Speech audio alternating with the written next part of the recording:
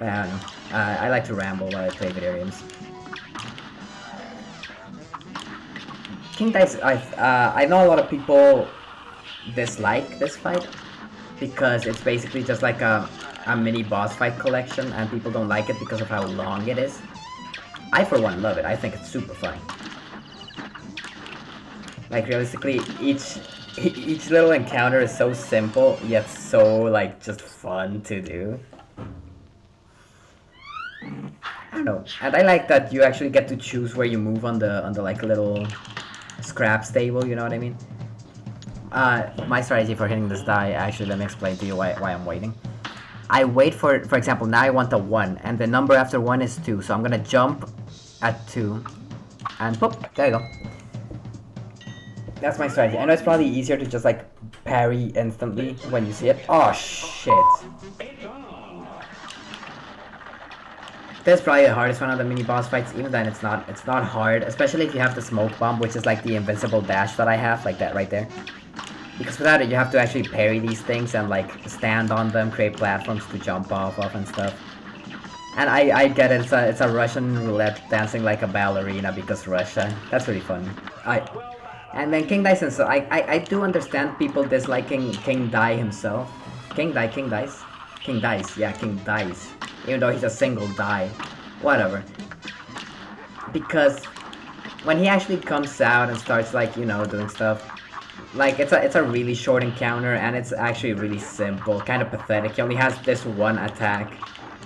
And realistically, it's not hard to dodge, it's not hard to hit him, it's just sort of nothing. There you go. I don't understand disliking that life fight, but as a whole, I think it's a really good boss fight. And it's not that long. I mean, I know that I've played this game a lot, so I'm very familiar with everything. But I beat it in like 3:14, like pi numbers, you know. So realistically, like 5 minutes, it's not that long in a boss fight. Plus, I don't know.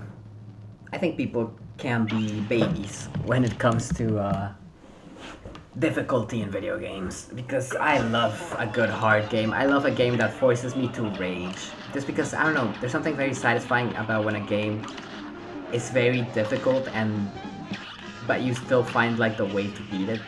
You know, it's like overcoming the difficulty is part of the joy in games, which is like why Cuphead was so much fun for me. And later on I played Celeste, which I loved. Hollow Knight, which I also love. It's probably my favorite game of all time, if I'm being honest. Because like, yeah, it's difficulty. Difficulty is an important place in video games, and slowly video games have become more accessible and simpler as time has gone on. Obviously, like, you have Dark Souls and the whatnot that are still like a fucking chore to get through because the game can and will kick your ass. But, you know, most games, like, look at Red Dead Redemption 2, one of my favorite games, don't get me wrong. But it's just super simple. Like, it does everything for you. That game never lets go of your hand. Like, it has a tight grip on your hand. It never wants you to suffer. Because I guess the main point of Red Dead 2 is the story, which I understand. Like, the story is super fun. But even then, it's like, maybe you could have cranked up the difficulty a little bit. Even GTA 5 is like a bit tougher in my... Now that I'm replaying... I'm playing both games simultaneously, by the way. I also wanted to replay Red Dead 2. And yeah, GTA 5, it's also super easy, but it's a bit tougher. I don't like this final phase of the fight. There you go. And that's it. That's the demo. That's the base game. Pretty good, right? Pretty good. How long have I been filming for? An hour 20. It's pretty good. Minimal deaths. I'm not done yet though. I'm gonna keep going. I'm just gonna record what's it called? The DLC. I'm gonna skip the cutscene, quite frankly. Chad and Jared Moldenhauer. Those are the brothers. Like MDHR is their last name and whatnot. And here we are. Yes, Chef Salt Baker. I know. Thank you. So this is Inkwell Isle 4. Basically just, you know, like the DLC. In essence, it's this little island right here. I forgot where the hidden coin was. Hold up, let me go find that.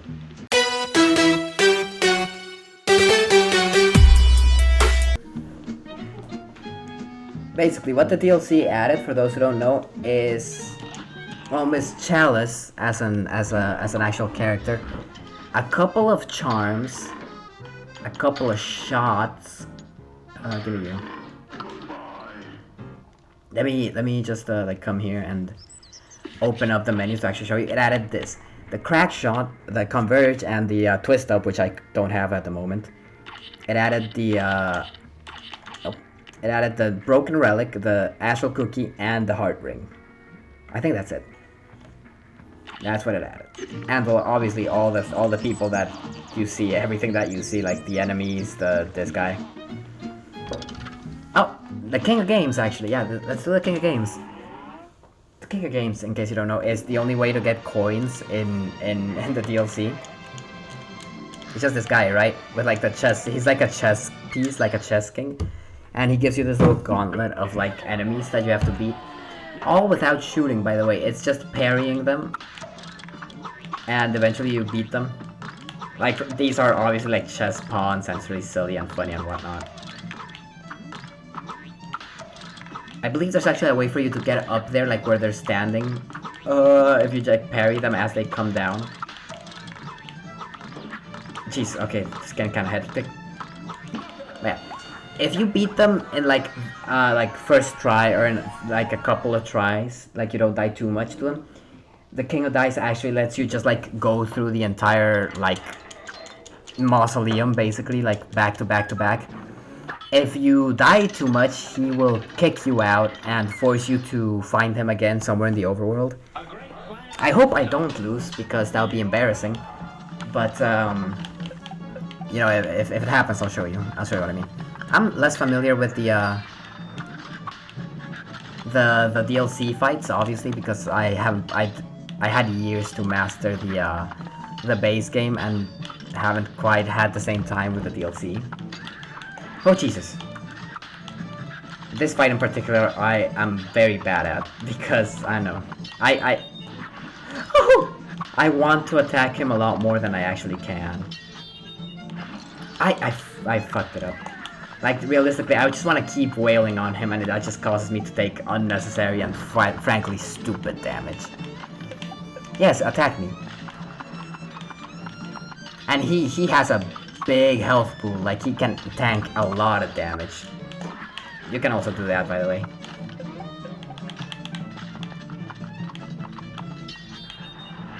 Ah, stay joder. Whatever. I hope I don't die. That would suck. Anyways, he should be kind of close to dying. You see what I mean? That he has a lot. That was nowhere near me, sir. Whatever. What the fuck? It's fine, it's fine. Just getting jaded. Yeah, it's probably my least favorite boss fight in the game, actually, like, overall. I just don't like it. Partly because I suck, yes, but partly just because I don't like having to wait to attack. Especially in Cuphead, like, it just feels wrong, you know. There you go, got a triple whammy on that one, let's go. He reminds me of Goofy. Or, like, Goofy's girlfriend, what's her name? Clarabelle? I think so, yeah. You know what I mean, right? Like, you totally see what I'm talking about. I know he's a horse and not a dog like Goofy, but it's the way his mouth is drawn. Oh, there you go, got him. Okay, I only died once, so he's letting me do the rest. Next up is the Bishop, I believe. Yep, the Bishop. The Bishop is probably the easiest one, if I'm being honest. It's a very simple fight. You just sort of parry his head, then candles come up, and you have to parry his head again. That's it. Ah, that's bullshit. I don't like that they despawn him. He does get faster and moves in different, like, diagonal, axes or whatever, but, it's simple, but I like it, it's fun. I don't like that they, like, despawn him, though. That's annoying.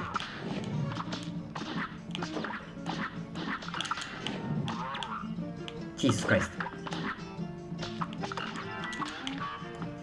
There you go. Oh my god, okay, so there's the last hit, just because he turns on all the candles, like, right at the end, obviously. And I win. I like how he turns into an organ, though, that's kinda cool. These fights, like the King of Games fights, are basically just like a watered down version of Or not watered down. I would say I would dare to say a more complex version of King Dai's gimmick, like having wait, hold up, I lost my train of thought. Having like a bunch of mini boss fights, basically. Oh damn!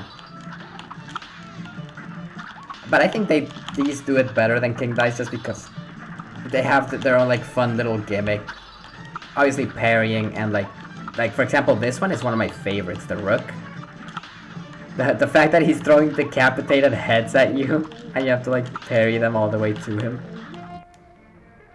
I thought I heard somebody talk to me, my bad. It's just really funny. It's just really funny and fun. He's almost dead, which is why he's throwing all these crazy attacks at me. Gotcha. Nice, that was sick, that was slick, that was slick. I used to have, I'm a bit of a nerd. Well, obviously. If you've seen this video, if you've seen my other videos, you know I'm a nerd. I like playing chess, quite frankly. And I had a chessboard that was modeled after the Simpsons. Like, Marge was the queen, Homer was the king, obviously. I think Grandpa Abe was the bishop. I think... can't remember. I think Bart was the... No. Maggie was the knight. Bart was the rook. And Lisa... No, Bart was the pawns and Lisa was the rook. Yeah, that was it, that was it. Oh man, it was really funny. The only problem was with the chessboard, right? That the Simpsons obviously, like, basically they're recognizable because of their heads, because of like their faces and whatnot. So obviously oh, that was easy. They designed the pieces as accurately as possible to the characters. And if you notice the Simpsons, they're pretty big heads, like kind of hard to fit onto a chess piece. Especially Maggie. For some reason, Maggie's head is ginormous.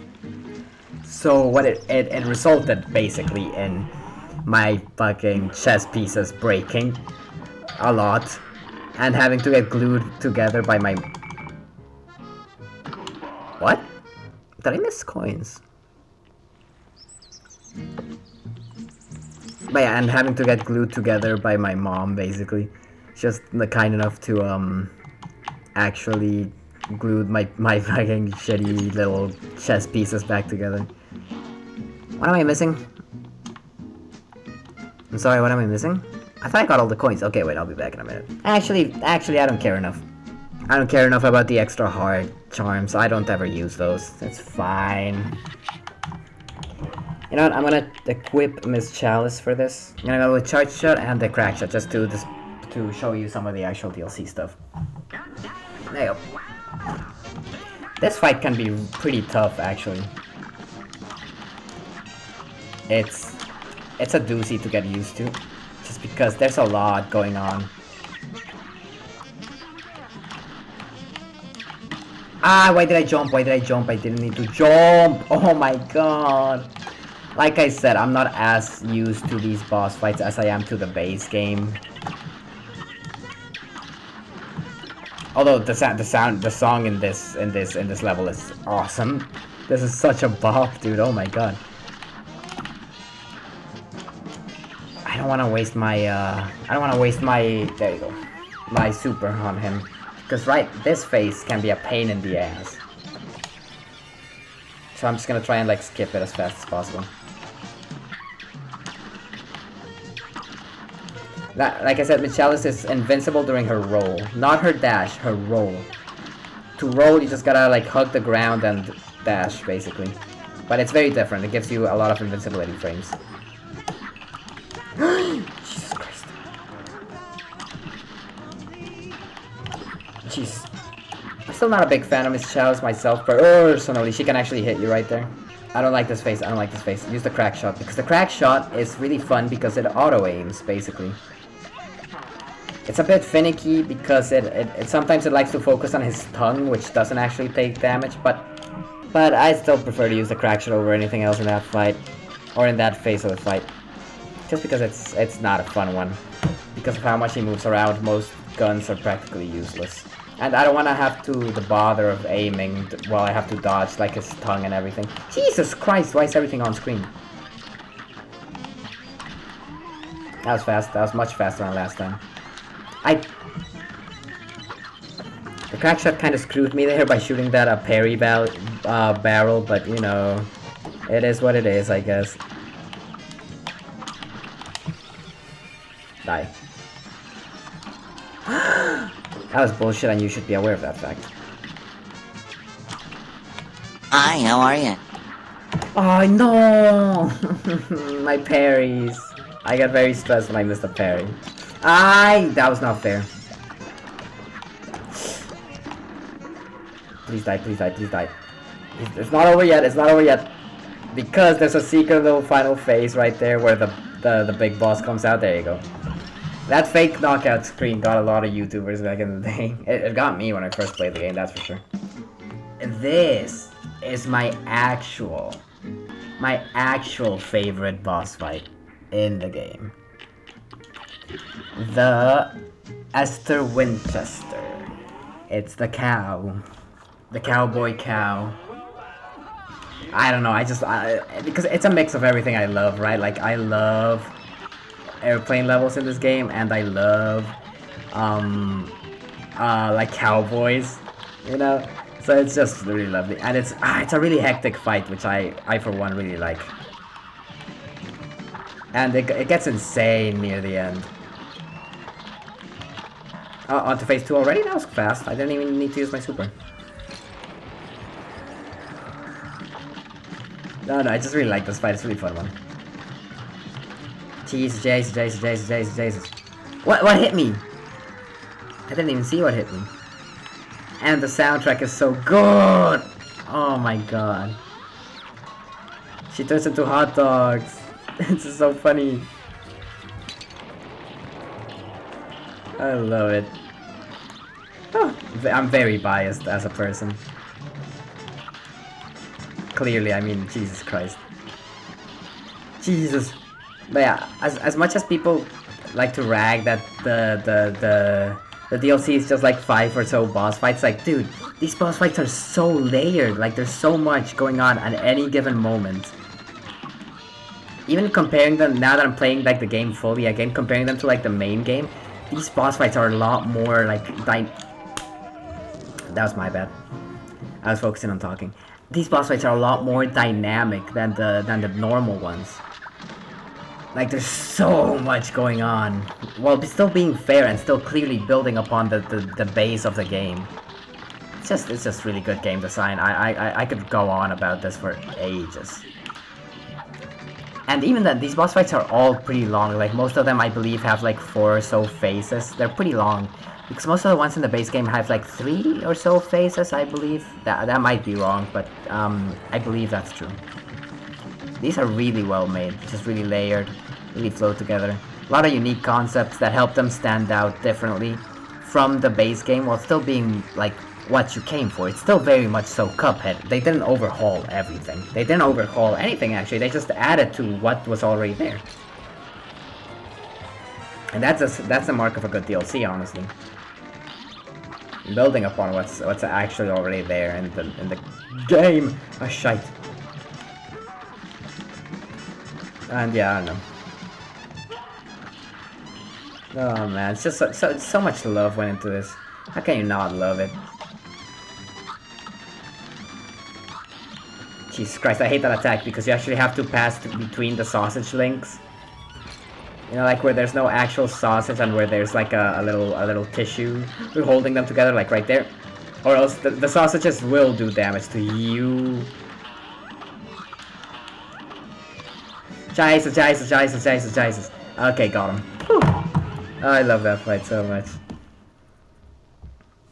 Man. It feels good to come back to this game, you know what? I do think I'm gonna make this like a series on my channel or whatever. Like me going back, playing games that I like.